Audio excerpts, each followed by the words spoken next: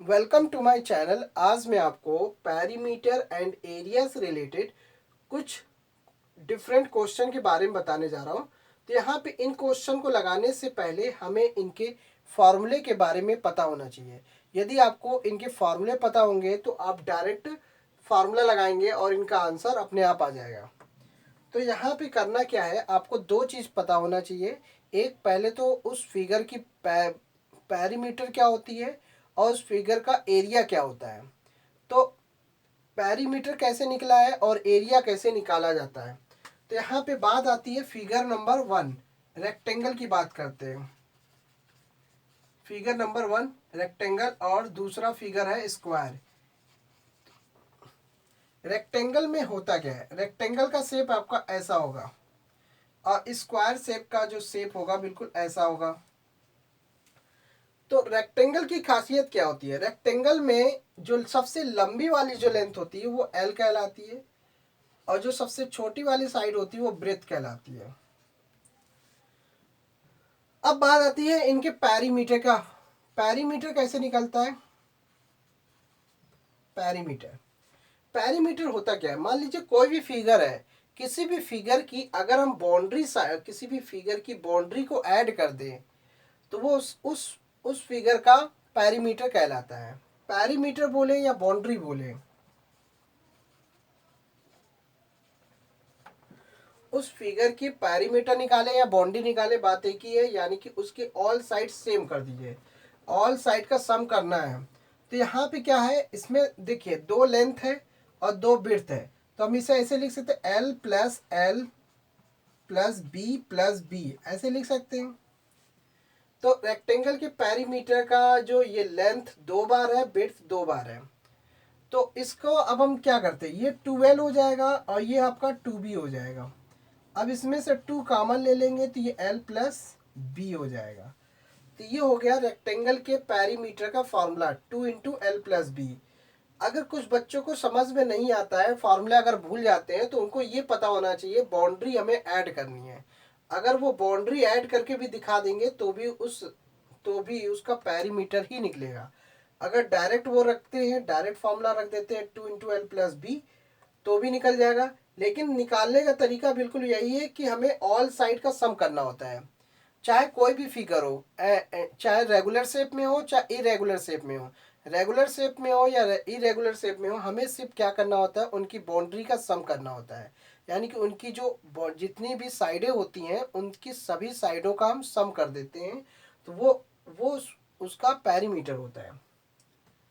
अब इसी तरीके से स्क्वायर की बात करते हैं।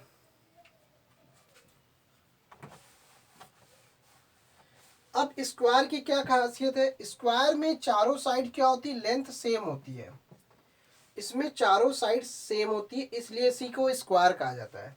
स्क्वायर इसलिए इसको हम कोई भी लेंथ मान सकते हैं। चाहे तो हम कोई भी अल्फ़ाबेट मान सकते हैं, A B C D, कोई भी अल्फ़ाबेट, या हम एल भी ले सकते हैं, कोई भी हम इसको साइड, हम कोई भी वेरिएबल ले सकते हैं। लेकिन हम क्या करते हैं, यहाँ पे साइड मान लेते हैं, केवल only side.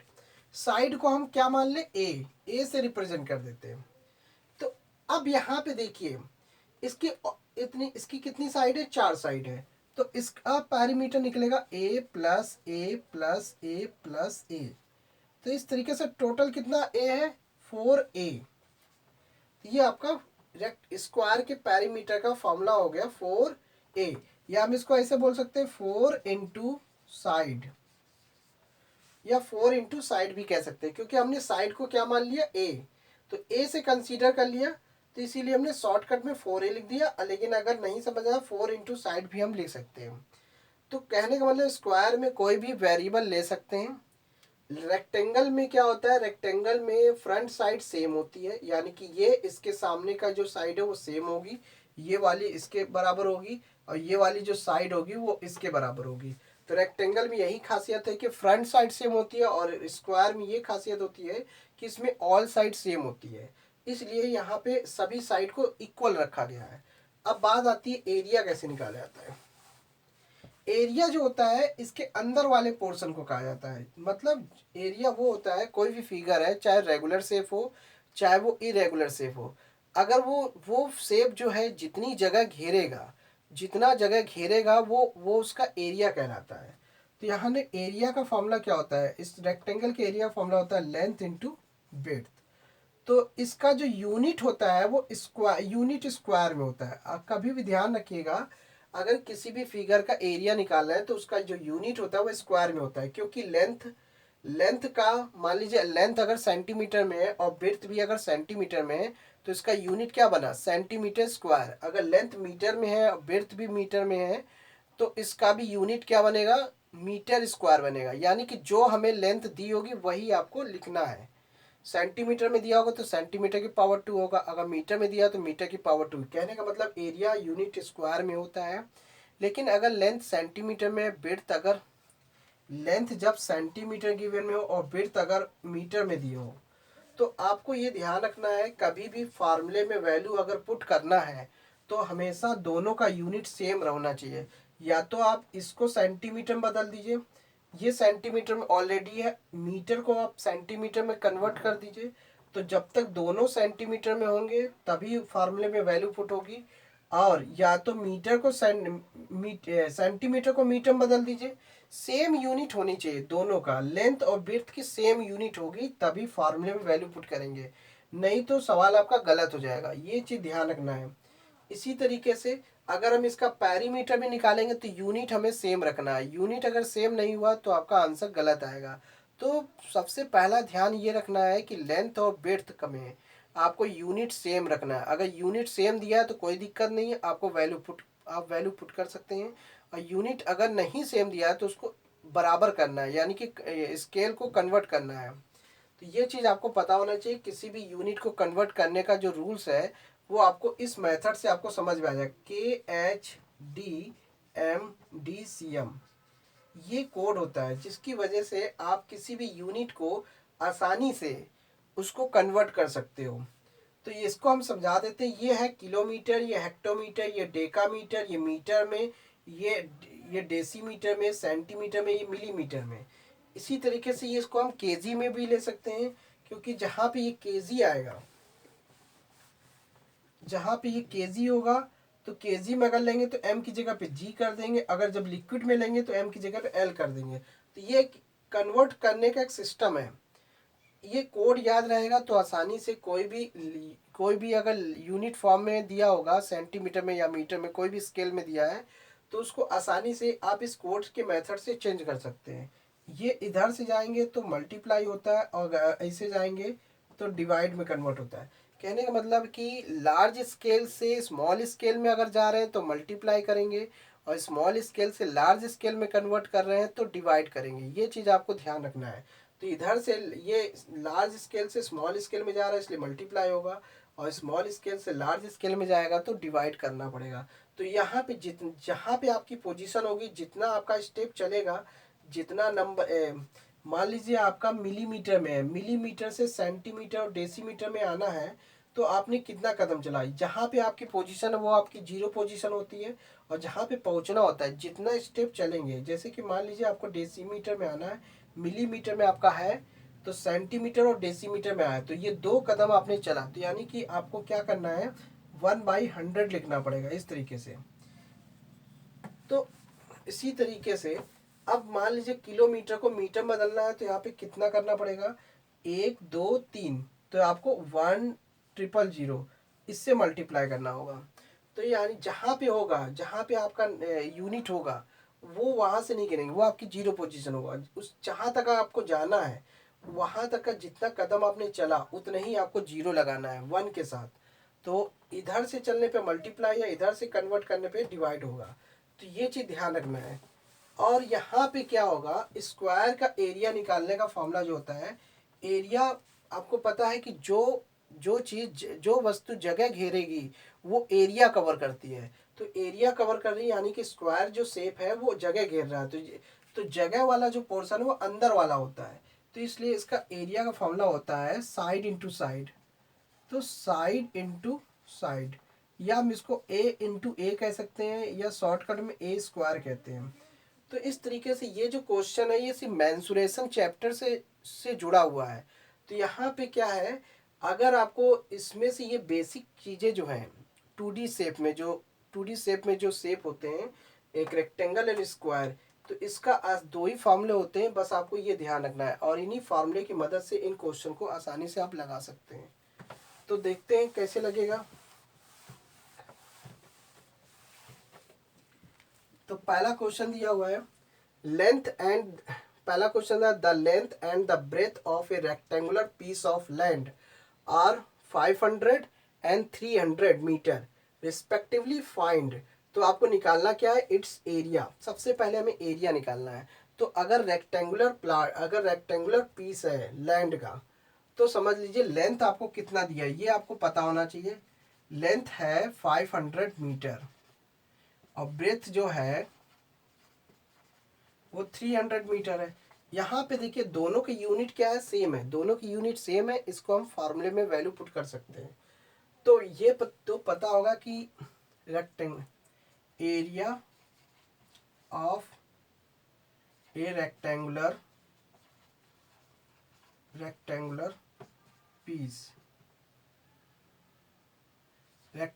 Piece of land. तो लैंड का जो एरिया, इस तरीके से आपको सॉल्व करना है। लेकिन अगर शॉर्टकट मेथड्स लगाना तो ये सब करने की जरूरत नहीं, सीधे डायरेक्ट आप फार्मूले में वैल्यू पुट कीजिए, तुरंत आंसर आएगा। लेकिन अगर आपको सब्जेक्टिव बेस में अगर सोल्यूशन करना है तो अब यही तरीका है इस तरीके से निकालने का। तो यहाँ पे लेंथ इंटू ब्रेथ होगा रेक्टेंगुलर का, फार्मूला पुट करते हैं 500 एस, वैल्यू पुट करते हैं, लेंथ की वैल्यू 500 है, ब्रेथ की वैल्यू 300 है। मल्टीप्लाई करने पे क्या मतलब हुआ, 5 3 जा 15 होगा और यहाँ पे कितने जीरो है, 2 जीरो है, 2 इधर है 2 इधर है, टोटल 4 जीरो लगेंगे। तो 4 जीरो लगने के बाद इसका जो यूनिट आएगा वो मीटर स्क्वायर में आएगा, क्योंकि यहाँ पे मीटर में है इसलिए यूनिट इसका मीटर स्क्वायर में आएगा। तो पहला आंसर जो हुआ वो इतना आया। तो यहाँ पे मैं लिख देता हूँ ये 4 जीरो। तो ये पहला पॉइंट का आंसर आ गया, एरिया दिया हुआ है।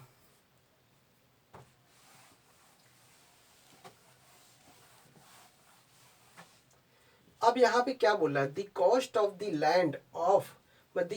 द लैंड तो लैंड की कीमत आपको निकालनी है। अब लैंड की कीमत का मतलब क्या है, 1 metre square of the land. Land का 1 मीटर स्क्वायर का जो खर्चा आएगा वो 10,000 रुपये आएगा। लेकिन आपका लैंड कितने स्क्वायर का है, 15, यानी कि इसे हम कह सकते हैं 1 10 100,000 10,000 लाख। तो यानी कि 1,50,000 मीटर स्क्वायर है आपका जो लैंड है। 1,050 मीटर स्क्वायर के हिसाब से 1,50,000 मीटर स्क्वायर है। तो यहाँ पे आपको सीधे लिखना है the cost of, second part है the cost of the land. तो जो लैंड की जो कॉस्ट है 1 मीटर स्क्वायर पे, तो ये है 10,000 है, 10,000 रुपीज में ये कॉस्ट है। इसी तरीके the cost of the land 1,50,000, तो 1,50,000 मीटर स्क्वायर से कॉस्ट कितनी आ जाएगी।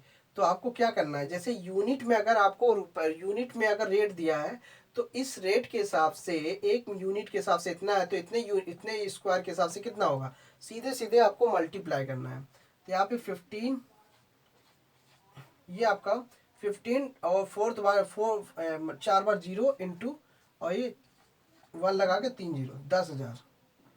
तो कितना है 10,000, 4 जीरो ये हो जाएंगे। अब इसको हम जोड़ लेते हैं, इसका मल्टीप्लाई करते हैं, 1 का मल्टीप्लाई करने पे वही आएगा। यहाँ पे कितने जीरो, 4 जीरो है, 4 जीरो यहाँ पे भी है। तो 4 जीरो के हिसाब से यहाँ पे हमने 4 जीरो लगा दिया। तो आंसर आपका इतना आएगा, इतना अमाउंट आएगा। तो आप इसे कैसे बोल सकते हैं, 1 10 100,000 10,000 लाख 10 लाख करोड़ अरब और 10 अरब, 15 अरब की बात है। यहाँ पे 1 10 100,000 10,000 लाख 10 लाख करोड़ 10 करोड़ 10 करोड़ अरब। तो 1 अरब और 1 अरब 50 करोड़, 1 अरब और 50 करोड़ आपका अमाउंट आ रहा है। तो यहाँ पे सीधे सीधे इसको हम डायरेक्ट ऐसे लिख सकते हैं, 1.5 लगा के इसके पावर के फॉर्म में लिख सकते हैं 1 2 3 4 5 6 7 8 9। तो यहाँ पे हम 10 की पावर 9 लिख देते हैं। तो इससे हम डायरेक्ट आप ऐसे भी ले सकते हैं। तो ये आपका इतना आपका रुपीज में आएगा अमाउंट।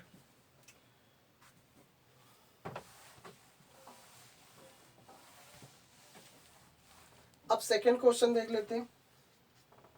यहाँ पे दिया हुआ है square, find the area of the square park whose perimeter 320 है।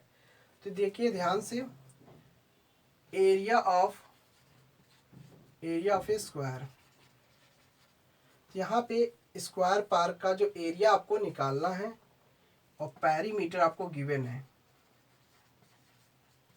320 मीटर। तो देखिए जो चीज़ आपको गिवन होती है उसको ऐसे लिख लेंगे और आपको पेरीमीटर की मदद से स्क्वायर पार्क का एरिया निकालना है। तो आपको ये पता होना चाहिए सबसे पहले शेप कौन सा है, स्क्वायर में है। तो स्क्वायर शेप का पेरीमीटर का फॉर्मूला क्या होता है? पेरीमीटर का फॉर्मूला क्या होता है, यहाँ पे लिखेंगे 4 इंटू साइड, सिंपल सा। तो ये स्क्वायर के पेरीमीटर का फॉर्मूला होता है 4 इंटू साइड, और पेरीमीटर का फॉर्मूला ये इसकी वैल्यू ये दी हुई है। अब यहाँ पे क्या होगा, साइड की वैल्यू चाहिए, तो ये क्या होगा 320 और मल्टीप्लाई वैल्यू दूसरी तरफ जाएगी, डिवाइड में कन्वर्ट हो जाएगी। तो ये हो जाएगा 4 8 जा 32, आंसर आया 80 मीटर, ये आ गया। अब सीधे से क्या करना, हमको एरिया चाहिए, साइड तो पता चल गई।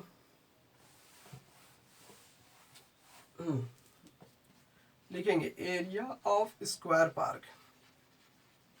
स्क्वायर पार्क क्या होता है, side into side, side into side. तो यहाँ पे क्या होगा, इसका साइड जो है 80, तो 80 इंटू 80। तो आपको आंसर क्या चाहिए, सिर्फ स्क्वायर पार्क का एरिया चाहिए, लेकिन पेरीमीटर की मदद से हमने पहले क्या निकाला, साइड पता किया। साइड बिना एरिया बिना साइड के निकल नहीं सकता, इसलिए हमें पेरीमीटर की मदद से साइड के बारे में पता किया कि इसकी साइड कितनी होगी। अब यहाँ पे क्या करना, मल्टीप्लाई करना, 8 8 जा 64, और यहाँ पे 2 जीरो है तो इसलिए यहाँ पे 2 जीरो लगा दिया। अब इसका यूनिट किस में आएगा, मीटर स्क्वायर में आ जाएगा, इस तरीके से। तो इसे हम बोल सकते हैं 6400 मीटर स्क्वायर स्क्वायर पार्क का एरिया निकलेगा।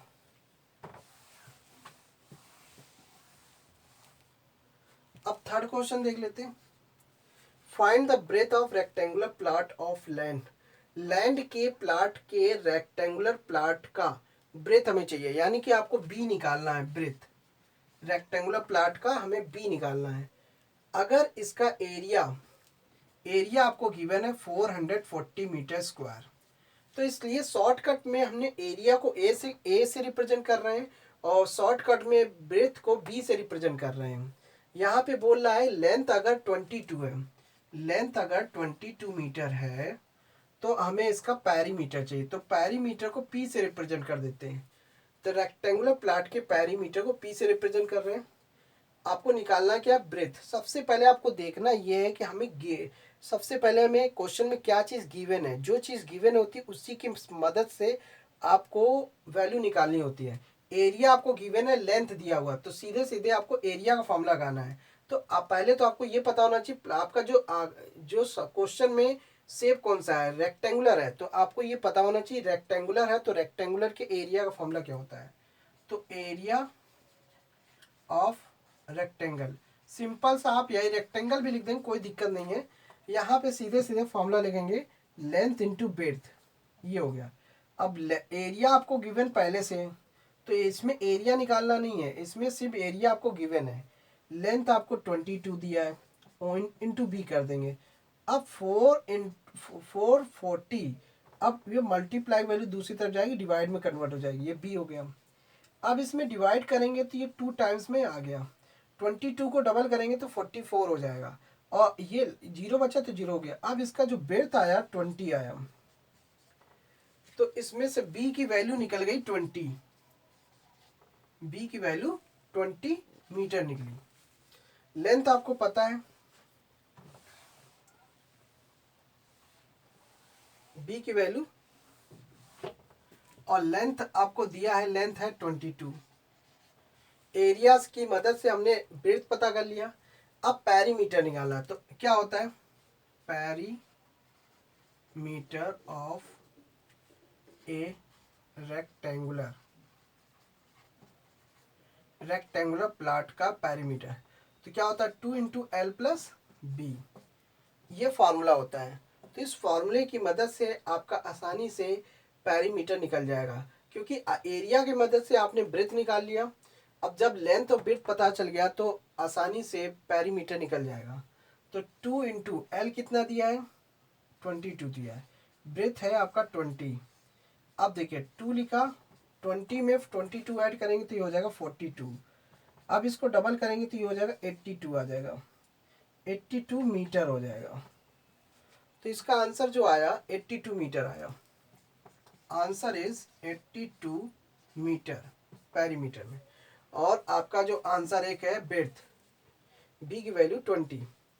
तो जब भी आपको इस मतलब कि पेरीमीटर एंड एरिया से रिलेटेड कोई भी क्वेश्चन अगर होता है तो आपको सबसे पहले उस फिगर के पेरीमीटर का फॉर्मूला पता होना चाहिए और एरिया की वैल्यू, एरिया का फॉर्मूला पता होना चाहिए, तो आप बड़ी आसानी से निकाल सकते हैं। लेकिन अगर आपको पता नहीं होगा तो निकालना मुश्किल हो जाता है। तो यहाँ पे पहले आपको समझना है कि किस शेप की आकृति का एरिया हमें, जैसे रेक्टेंगल दिया तो रेक्टेंगल का एरिया लगाना होगा। अगर स्क्वायर शेप में अगर क्वेश्चन दिया है, स्क्वायर शेप, अगर इस क्वेश्चन में स्क्वायर शेप के बारे में बता रहा है तो स्क्वायर का एरिया का फॉर्म लगाना है। क्वेश्चन में अगर रेक्टेंगल के पेरीमीटर के बारे में पूछ रहा है तो रेक्टेंगल के पेरीमीटर फॉर्म लगाना है। क्वेश्चन में अगर स्क्वायर शेप के पेरीमीटर का फॉर्मूला पूछ रहा है तो पेरीमीटर का निकालना है। तो जब भी आपको इस टाइप से रिलेटेड क्वेश्चन मिलता है तो आप इन्हीं फार्मूले की मदद से आप आसानी से लगा सकते हैं। तो thanks for watching my video. धन्यवाद।